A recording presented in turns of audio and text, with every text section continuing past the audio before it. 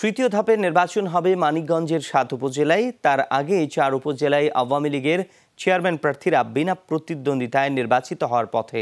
বাকি ৩টিতে নৌকার প্রার্থীর সাথে লড়ছে দলের বিদ্রোহীরা। ভোটের দিন ঘনিয়ে আসছে, তাই তো মানিকগঞ্জের চেয়ারম্যান ও ভাইস চেয়ারম্যান প্রার্থীরা শেষ মুহূর্তের গণসংযোগে ব্যস্ত।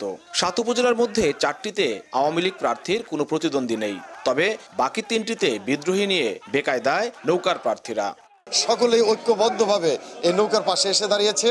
ইনশাল্লাহ আগামী নির্বাচনে আমার জয় ইনশাল্লাহ ১০০% সুনিশ্চিত। তাদের প্রচারণার মূল উদ্দেশ্যই হলো ভোট কেন্দ্রে দেওয়ার দরকার নাই, আমরা সিল মেরে নিয়ে যাব। শেখ হাসিনা নৌকা দিছে, তার বাইরে আবার নির্বাচন করার যে দৃষ্টতা রাখে তারা কুলাঙ্গার।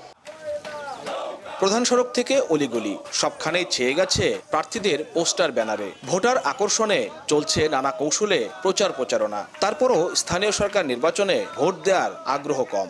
ভোটের যে একটা আমেজ, এই জিনিসটা ওই রকম কাজ করতেছে না। নাই ভোট দিব বললো যে ভোট নাই, মানে তোমার নাম নাই, চলে এলাম, এটা আর দরকার নাই যাওয়ার।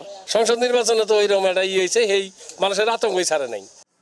নির্বাচন নিয়ে ভোটারদের অনাগ্রহের প্রভাব পড়েছে EVM প্রশিক্ষণেও।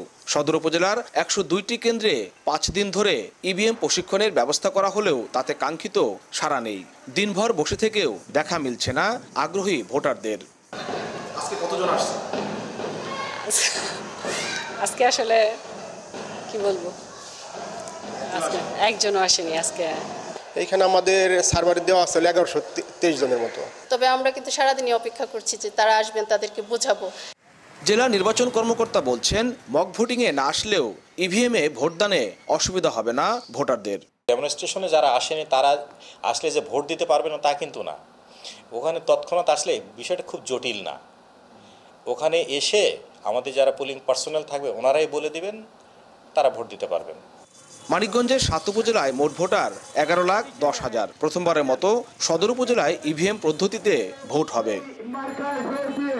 BM Khorshed, Jamuna news, Manikganj.